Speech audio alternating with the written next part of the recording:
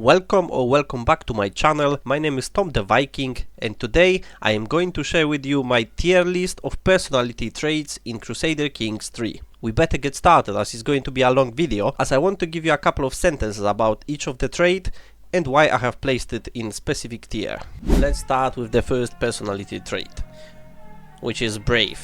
First of all, I have to tell you this is one of my favorite ones, because I usually play as Vikings or like tribal rulers, and back then being brave was really important, especially for your own people. Normally I would put it in S tier, but because brave tier have like 100% of likelihood dying your character in battle, it cannot be an S tier, it will be A tier.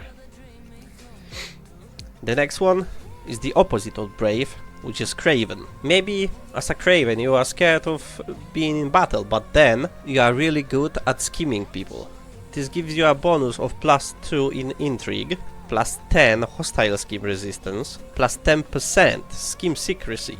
So if you are going into intrigue lifestyle, that's a really good trait to choose. I would give it a B tier for now. I might change it later. The next one is calm. +1 diplomacy, +1 intrigue, +10% stress loss. That's a good one. But also it gives you +50% dread decay. I'm a big fan of having a high level of dread, so that your vassals are kept in check. So for the calm, I'm going to put it in D tier for now. Or maybe not in D tier, C tier, because it also enables you the meditation in seclusion decision. And through meditation you can gain some skills. The next one is the opposite of calm, which is wrathful, and this one is really good, especially if you want to keep your vassals in check. It gives you +20 natural dread, also gives you +3 martial, which is good for, I would say, even Vikings. I like this trait. And also wrathful enables you the punish criminal interaction. I would give it B tier. Another trait is chaste, which gives you +2 learning, -25 fertility. I don't like that. Well, sometimes it's good when you have already like 5 kids, 5 sons, and you don't want to have any more. So the less fertility for you, the better. But still, I'm not a fan of this trait, so I'm gonna put it in D tier. Next one we have lustful. +2 intrigue, +25 fertility, and also it gives you 10% seduce scheme power. To be honest, neither lustful nor chaste are traits which I would choose for my gameplay, so I'm gonna put this one into D tier as well. The next one we have content, one of the best traits we have in the game. It gives you a debuff for intrigue, -1, but it gives you +2 at learning, 10% stress loss, +20 opinion of liege, +10 opinion of vassals. The only minus of this trait, you gain stress through execution of non-criminal prisoners. That's why it's not going to be an S tier, but A tier. The next one we have ambitious, which basically gives you +1 to every of your character statistics. The minus of it is that you gain 25% of stress, and also your liege doesn't like you, have -15 opinion of you. So it could have been an S tier, but because of the stress gain and opinion of liege, it's going to be an A tier. Another trait is diligent. I have to tell you guys, this is one of the most used traits by me in this game. So obviously I'm gonna give it an S tier. But why? +2 diplomacy, +3 stewardship, that's what I like to have, and also +3 learning. Even though it gives you -50% to stress loss, this trait enables you to develop capital decision, and I really like that. The opposite of diligent is lazy, which gives you -1 to diplomacy, intrigue, stewardship, martial, and learning. And the only bonus which the lazy gives you is the +50% of stress loss. So for me, F tier, useless. The next one we have forgiving, which is really good for Christian characters, giving you +2 diplomacy, +1 learning, +15 prisoner opinion, and it also enables you to abandon hook interaction. But the problem is, with the forgiving, that you gain stress through blackmailing, murdering, torturing, or imprisonment, and even title revocation. So for me, I would place it in C tier. The opposite of forgiving, we have vengeful, which gives you -2 diplomacy, +2 intrigue, +2 prowess, +15% of dread gain, +15 hostile scheme success chance against your rivals. It also enables the fabricate hook scheme against your rivals and gives you a stress loss through execution and murder of your rivals. For me, that's an easy A tier. Another trait on our list is generous. +3 diplomacy, that's really good, but -10% of monthly gold income. I'm not a fan of it, but also generous gives you +15 of your court vassal opinion, which is kinda nice, but then if you want to demand money from someone, you gain the stress. And if you give away the money to someone, you lose the stress. So because of that, for me that's a C tier. Together with the forgiving. Sounds like a Christian thing to be a generous person. The opposite of generous is greedy, which gives you -2 diplomacy, plus 5% monthly income, plus 10% monthly income per stress level, which could stack nicely. So you can have 30% plus monthly income for your gold if you are on the last level of stress. But then you need to bear in mind that you can die. To be honest, for me greedy is in D tier. Not really useful. Next we have Gregarious. For me, S tier. This trait have only bonuses. I cannot place it any lower. It's good for every character in the game. Doesn't matter where and as who you play. It's going to be good. The opposite of Gregarious is Shy. -2 diplomacy, +1 learning. It gives you -20% personal scheme power, which really hurts, especially when you want to scheme at people.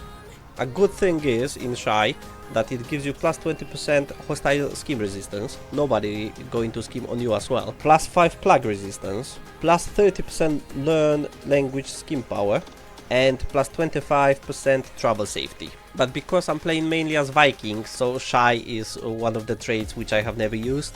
That's why I would place it in D tier. Another one on the list is Honest. +2 diplomacy, -4 intrigue. You also gain stress through blackmailing, but then you also lose your stress by exposing secrets. For me, D tier. I'm not a fan. Now we have Deceitful. It's pretty much the opposite of Honest. you gain +4 intrigue, but your diplomacy is -2. And also Deceitful enables you the study of art scheming decision. So that could be useful. But still, I'm not a fan. D tier. Now we have Humble. For me, easy S tier.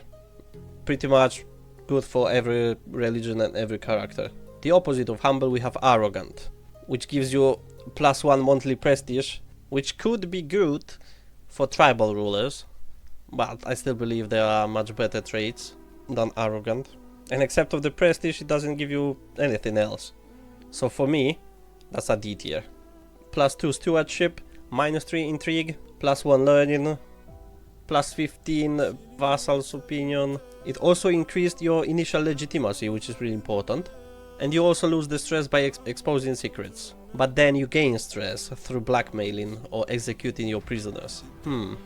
That's a hard one. I would give it between A and B and B tier. Arbitrary now. -2 stewardship, +3 intrigue, -1 learning. It also gives you -50% stress gain, which is nice, +15 natural dread, and also arbitrary enables you to dismiss hook interaction.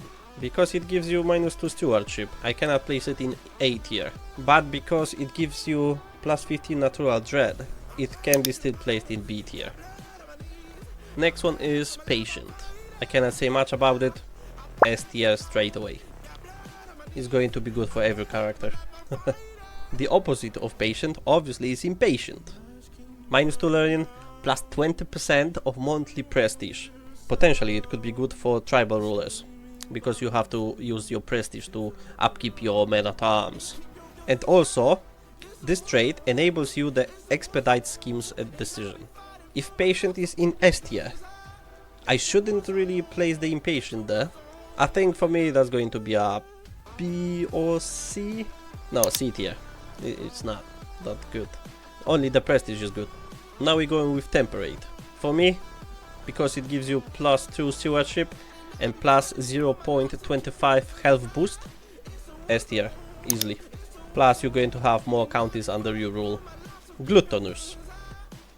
-2 stewardship, plus 10% of stress loss. Nobody really likes you because you are fat.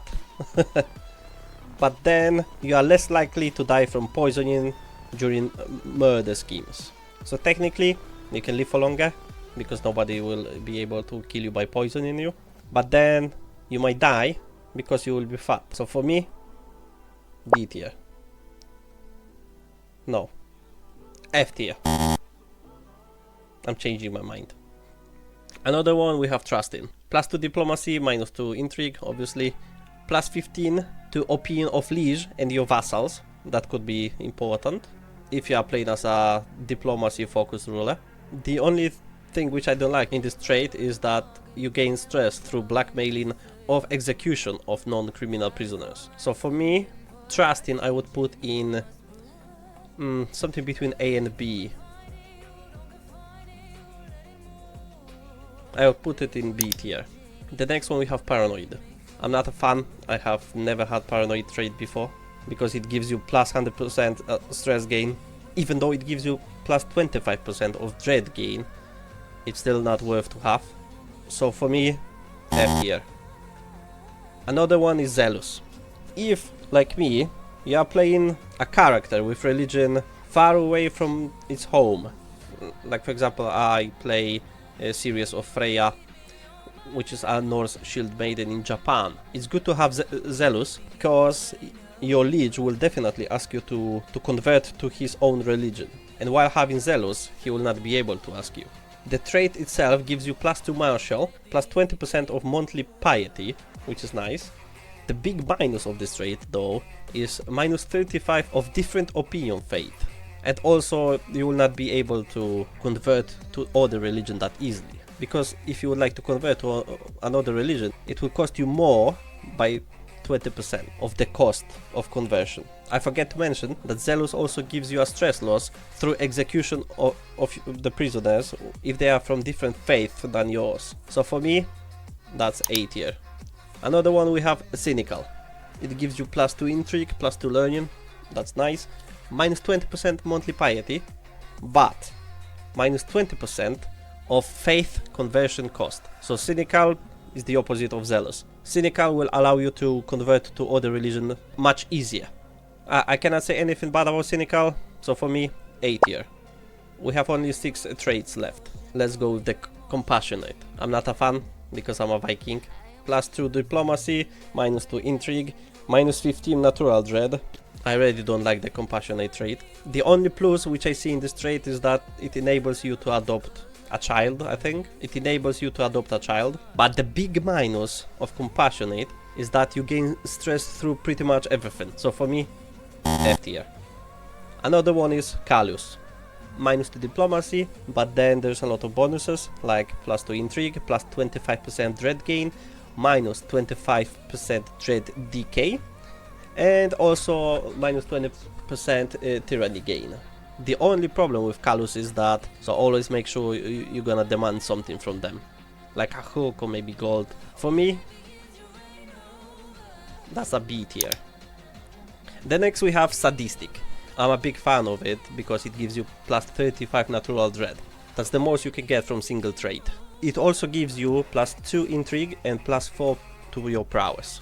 Because you are sadistic, you can also hostile scheme against your own kids. And you lose stress through execution or murder. So for me, S tier. Another trait is fickle. Gives you +2 diplomacy, -2 stewardship, +1 intrigue, and a bonus to hostile scheme resistance 20%. It's not a bad, I have never used it, but I believe I will put it to C tier. Second last tier we have stubborn, which gives you +3 stewardship, +0.25 disease resistance health boost, and then debuffs to your liege and vassal opinions, but they are minor. So for me, A tier.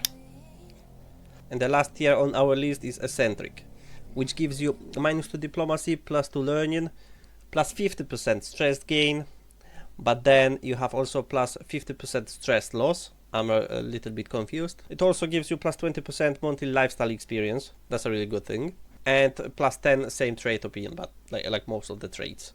I have never used it before. I think I will place it in C tier. Yeah. I hope you enjoyed this tier list, and if you find it useful, please leave a like and subscribe to my channel, and I'll see you in the next video. Skål!